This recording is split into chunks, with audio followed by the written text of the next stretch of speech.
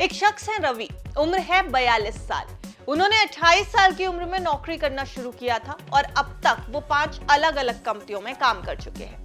उनके एक से ज्यादा यूएएन और 5 पीएफ अकाउंट हैं। अब रवि इस बात से परेशान है कि क्या उन्हें सभी पीएफ पर 8.25% का सालाना कंपाउंड इंटरेस्ट मिल रहा है, लेकिन क्या उनका फंड बढ़ रहा है जो रिटायरमेंट के बाद एक बड़े फंड के रूप में उन्हें मिले?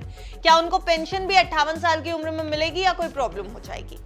और ये सिर्फ रवि की नहीं, लगभग हर एम्प्लॉय की प्रॉब्लम है जो प्राइवेट सेक्टर में काम करता है। प्राइवेट सेक्टर में काम करने वाले अक्सर कंपनियां बदलते हैं, यूं कहें वो अपनी जॉब बदलते रहते हैं। ज्वाइनिंग के समय में वो कुछ बातों का ध्यान नहीं रखते। अक्सर कंपनियां कर्मचारी से उसका यूएएन नंबर लेने के बजाय नया यूएएन क्रिएट कर देती है। वहां पीएफ अकाउंट भी अलग ओपन कर दिया जाता है, यानी कर्मचारी ने जितनी कंपनियों में काम किया उतने पीएफ अकाउंट हो जाते हैं। अब इससे होगा क्या, ये आपको समझाते हैं। दरअसल एक से ज्यादा यूएएन होने के नुकसान ईपीएफओ के नियमों के अनुसार होगा। प्रत्येक कर्मचारी के लिए केवल एक यूएएन मान्य होता है। यदि किसी व्यक्ति के पास एक से ज्यादा यूएएन है तो उसे परेशानी का सामना करना पड़ सकता है।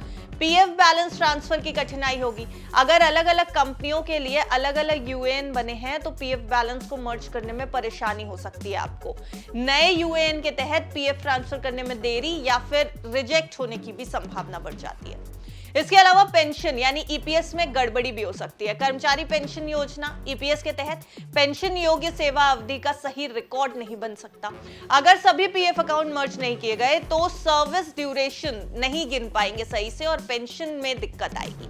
इसके अलावा पीएफ निकासी में भी समस्या हो सकती है। अलग अलग यूएएन होने पर पुराने पीएफ अकाउंट से पैसे निकालने में एक्स्ट्रा डॉक्यूमेंट्स और वेरिफिकेशन की जरूरत पड़ जाएगी।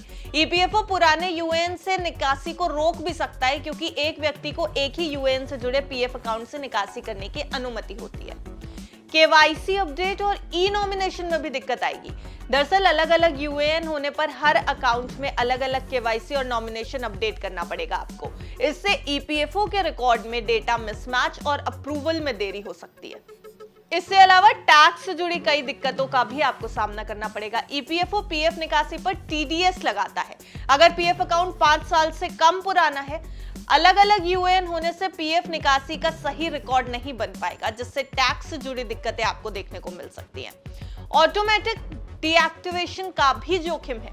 ईपीएफओ कभी भी पुराने या डुप्लीकेट यूएएन को बंद कर सकता है। दूसरा पीएफ बैलेंस ट्रांसफर करने या फिर निकासी करने में आपको हो सकती है समस्या। लेकिन अब इससे संभलें कैसे? समाधान क्या है? समाधान है यूएएन को कर लें आप मर्ज। ईपीएफओ ने 1 मेंबर 1 ईपीएफ अकाउंट की सुविधा दी है, जिससे आप अपने पुराने यूएएन को मर्ज कर सकते हैं।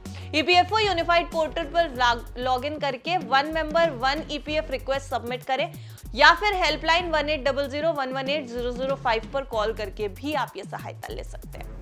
पीएफ अकाउंट को कैसे मर्ज करें ये भी समझिए। ईपीएफओ ने 1 एम्प्लॉय 1 ईपीएफ अकाउंट की जो सर्विस दी है, इससे आप पीएफ खातों को एक ही यूएएन के तहत मर्ज कर सकेंगे। इससे आप एक जगह पर पीएफ में जमा सभी राशि और उस पर मिल रहे ब्याज को देख और समझ पाएंगे। आपकी सेवा की जो ड्यूरेशन है वो भी कंटिन्यू दिखेगी और आपका पेंशन कंट्रीब्यूशन भी साल में गफलत नहीं होगी। अलग अलग यूएएन और पीएफ अकाउंट पर क्या ब्याज मिलता है, ये भी कई लोगों का सवाल है, तो चलिए आपको बताते हैं। अलग अलग यूएएन और पीएफ पर ब्याज मिलता है, पर इसे ट्रैक कर पाना काफी मुश्किल होता है। भविष्य में एक से अधिक यूएएन होने पर पुराने यूएएन के इनएक्टिव होने का जोखिम भी बढ़ता है। पहले इनएक्टिव पीएफ अकाउंट पर अधिकतम 3 साल तक ब्याज मिलता था। अब कर्मचारी की 58 साल की उम्र तक उस पर ब्याज मिलता रहेगा। लेकिन बेहतर किस चीज में है? बेहतरी आपकी क्या है? बेहतर होगा कि यूएएन नंबर के अम्ब्रेला में सभी पीएफ अकाउंट मर्ज करके एक फिर से पीएफ अकाउंट में बाकी को मर्ज कर देना चाहिए। इससे एक ही पीएफ अकाउंट में आपका पूरा जमा बैलेंस और उस पर मिल रहा ब्याज आराम से ट्रैक हो जाएगा। इससे आप अपने पर्सनल फाइनेंस की योजना भी तैयार कर लेंगे। मसलन रिटायरमेंट तक अच्छा फंड नहीं बन रहा है तो दूसरे स्टेपल्स ले सकते हैं, जैसे आप पीएफ के अलावा वीपीएफ और पैसे कंट्रीब्यूट कर रिटायरमेंट के लिए बड़ा फंड तैयार कर सकते हैं। पीएफ निकालने की परेशानी हो तो भी आपको परेशानी का सामना कम से कम नहीं करना पड़ेगा। तो अगर आपके पीएफ अकाउंट अभी भी एक यूएएन में नहीं है, एक यूएएन के अम्ब्रेला में नहीं है, तो ये खबर आपके लिए इंपॉर्टेंट हो सकती है।